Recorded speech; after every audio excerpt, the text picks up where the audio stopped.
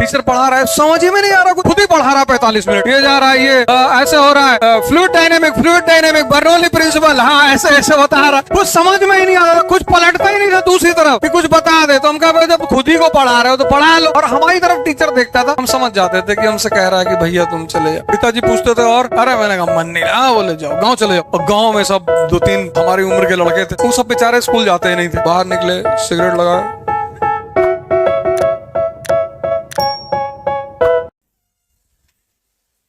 इस दुनिया में तुमसे लोग ऐसे ही लड़ेंगे, पहले सीधे लड़ेंगे, जब वो सीधी लड़ाई में हार जाएंगे तब फिर वो इनडायरेक्ट वॉर लड़ेंगे।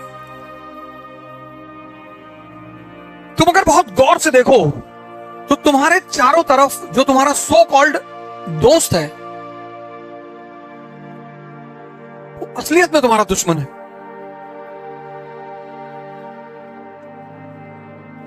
मतलब अगर तुम अपने दोस्त के पास 4 घंटा बैठे, 4, और उस 4 घंटा बैठने पर तुम्हें कुछ गेन नहीं हुआ, जैसे एग्जांपल देता हूं तुमको, अभी G20 का समिट हुआ,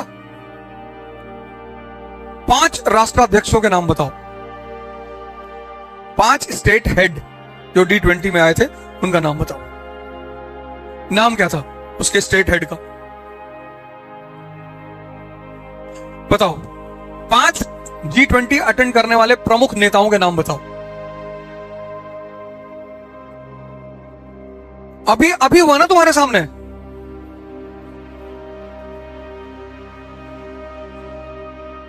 नहीं पता कितनी बड़ी घटना घटी तुम्हारे सामने, और तुम्हारा कोई दोस्त होता तो तुम कम से कम उससे डिस्कस, 2 तो तुम्हें आने ही चाहिए, एक जस्टिन ट्रूडो कनाडा वाला और एक ऋषि सुनक, मंदिर अंदर गए थे बेचारे।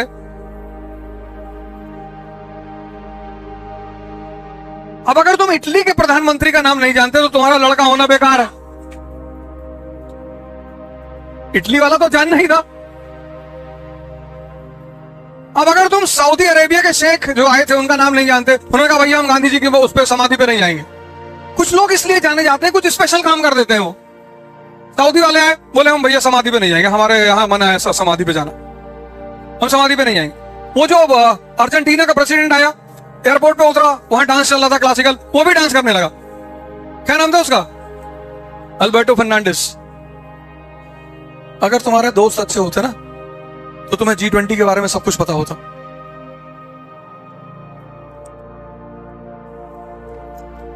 बोले साहब ये गांधी जी नहीं होने देंगे, बोले गांधी को हम संभाल लेंगे, तुम टेंशन मत लो, इस देश की जनता पागल है, हम इसको लड़ा देंगे, हिंदू मुसलमान करवा देंगे। ये भिखमंगे हिंदू मुसलमान।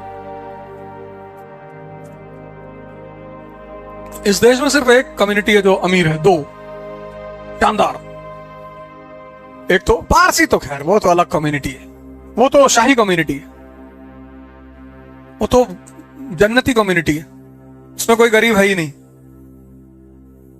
एक तो सिख है। कानपुर में 1984 में दंगा हुआ, लूट लिया उनको, मार दिया, बर्बाद कर दिया। फिर देखो, फिर सारा बिजनेस उनके हाथ में है। तुम जाओ मस्जिद पे जुमे के दिन, सब मुसलमान खड़े भीख मांग रहे बाहर। तुम मंगलवार को मंदिर पे चले जाओ, सब हिंदू खड़े होकर भीख मांग रहे हैं। तुम गुरुद्वारे जाओ, दिखाओ कोई सरदार बाहर खड़ा होकर भीख मांग रहा हो।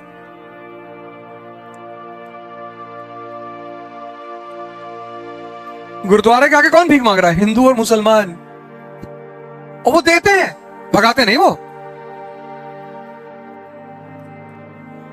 मस्जिद के आगे मुसलमान भीख मांग रहा है, हिंदू के आगे, मंदिर के आगे हिंदू, लेकिन गुरुद्वारे के आगे सरदार भीख नहीं मांग रहा। मैं करोल बाग जाता हूं बंगला साहिब गुरुद्वारे की तरफ से, किसी सरदार को मैं वहां नहीं देखता भीख मांगते हुए। और सबसे ज्यादा इस देश में रायता ये हिंदू मुसलमानों ने फैला रखा है। इनको कुछ नहीं पता अपने धर्म के बारे में, दोनों को खत्म है दोनों। इसलिए हमसे दोनों बहुत नाराज रहते हैं। बहुत उल्टा सीधा बोलता है। उल्टा सीधा? तुम भिख मंगे,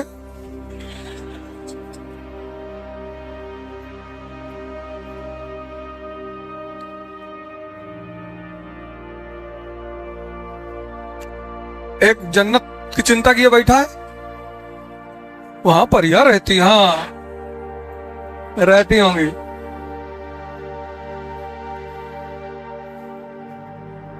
नीचे वाली सलमा तुम्हारे साथ रहने को तैयार ही नहीं है, ऊपर परी रहेगी तुम्हारे साथ हैं?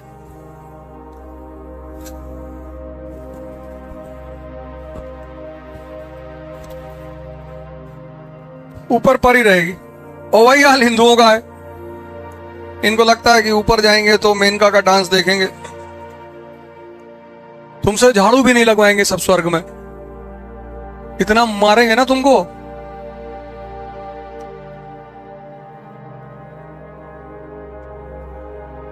यहां देखो औरतें कैसे नीचे फैट फैट मारती अपने आदमियों को। हमारी सोसाइटी में तो कई सारे केस है। अरे हमको मार दे तो लटका दे फिर सीधे उसी दिन। हमारी अम्मा ने हमको नहीं मारा, छोटे से तब मार दी थी, अब जब 10th में आ गए उसके बाद नहीं मारा। उसका तो उनको लगता था कि मार दिए तो गड़बड़ हो जाएगा। टीचरों ने नहीं मारा। 11th में हमारा जब मन करता था बैग लटकाते थे, कोई पूछता ही नहीं था कहां जा रहे हो, बाहर निकले सिगरेट लगाए चले आप। टीचर पढ़ा रहा है, समझ ही में नहीं आ रहा कुछ, खुद ही पढ़ा रहा है 45 मिनट, ये जा रहा है, ये ऐसे हो रहा है, फ्लूइड डायनेमिक बर्नौली प्रिंसिपल, हाँ ऐसे ऐसे बता रहा, कुछ समझ में ही नहीं आ रहा, कुछ पलटता ही नहीं था दूसरी तरफ कि कुछ बता दे। तो हम कहा भाई जब खुद ही को पढ़ा रहे हो तो पढ़ा लो, जब अपने ही पढ़ा रहे हो।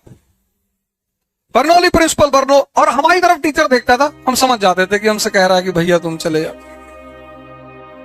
क्योंकि हमें तो घर में कोई मारने वाला था नहीं।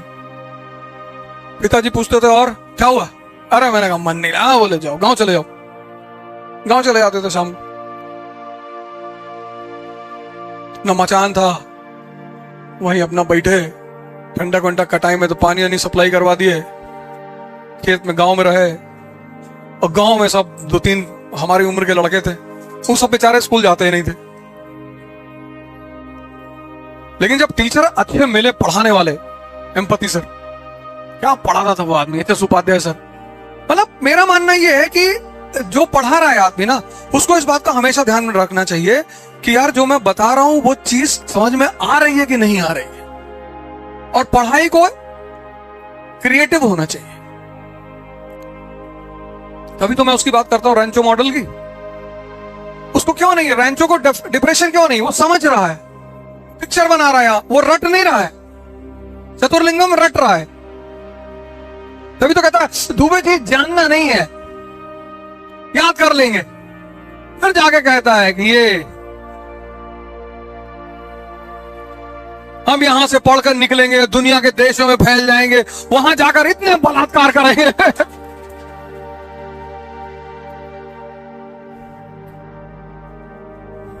और मंत्री जी को शुरू में बड़ा मजा आता है, तुम देखो तब तक दूसरे की बेइज्जती उड़ाई जाती है, लोगों को कितना मजा आता है। मंत्री को शुरू में बहुत मजा आता है, जब वो मंत्री की तरफ टर्न होता कहता है ये बहुत जाहिल लड़का है। उस मूवी ने बड़ा अच्छा काम किया था, बड़ा कमेंट किया था, बहुत अच्छा काम किया था। उस मूवी ने हमारी भारत की जो शिक्षा पद्धति है उस पर कमेंट किया था। देखो उस मूवी में भी वो जो लड़का होता है जो सुसाइड करता है, जॉय, तो कहता नहीं आमिर खान उसे डीन से जाके कहता है कि यहां के प्रेशर से मारा, तुमने मारा इसको।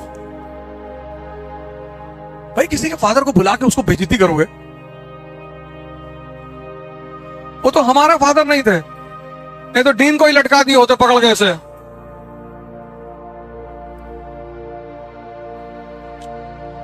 इतनी अच्छी चीज है पढ़ाई, इतनी, देखो तुम्हें कितनी बड़ी बात पता चली कि दुनिया में अमेरिका इंडस्ट्रियल पावर किसकी वजह से बना, कॉटन चेन रिएक्शन से। पता चली ना, इसमें रटने की कौन सी बात है। अब इंडस्ट्रियल रेवोल्यूशन क्यों हुआ, वहां कॉटन चेन रिएक्शन में पहली घटना क्या घटी, कॉन्टिनेंटल पॉलिसी। इसने किसको बढ़ावा दिया, टेक्सटाइल इंडस्ट्री को। अब टेक्सटाइल इंडस्ट्री के लिए स्टील चाहिए, इंफ्रास्ट्रक्चर के लिए स्टील चाहिए, तो टेक्सटाइल इंडस्ट्री ने किसको बढ़ावा दिया, आयरन एंड स्टील को। इन्फेंट कंट्री है, पैसा बाहर से नहीं आ सकता, तो न्यूयॉर्क स्टॉक एक्सचेंज। अब तुम्हें इस कहानी को तो तुमने समझा, उससे एक बात क्लियर हो गई कि अगर भारत भविष्य में इंडस्ट्रियल पावर बनेगा तो इस रिएक्शन को फिर से जिंदा करना पड़ेगा, कानपुर को फिर से जिंदा करना पड़ेगा। कानपुर किसका सेंटर था? टेक्सटाइल का। 1 अरब 50 करोड़ लोग इस कंट्री में रहते हैं, अगर 80% लोग इस देश का कपड़ा पहनने लगे तो हमारी टेक्सटाइल इंडस्ट्री बूम करेगी। टेक्सटाइल इंडस्ट्री बूम करेगी तो स्टील की जरूरत पड़ेगी, स्टील इंडस्ट्री बूम करेगी।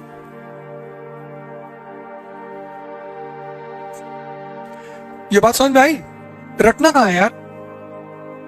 क्या रटना है? कुछ रटना है? नहीं, रटना ही नहीं है।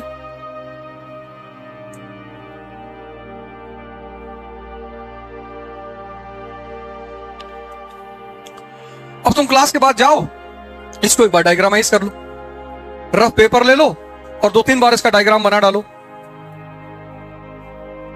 क्या पहला डेवलपमेंट ये हुआ, दूसरा डेवलप खुद से बनाओ अपने वर्डों में। मोबाइल सामने रिकॉर्डर ऑन करके डिक्टेट कर लो, बाहर लगा लो, 2-3 राउंड घूम लो। तुम्हारी वॉक भी हो गई, तुम्हारा रिवीजन भी हो गया, कंसोलिडेशन भी हो गया। यही तो है तैयारी।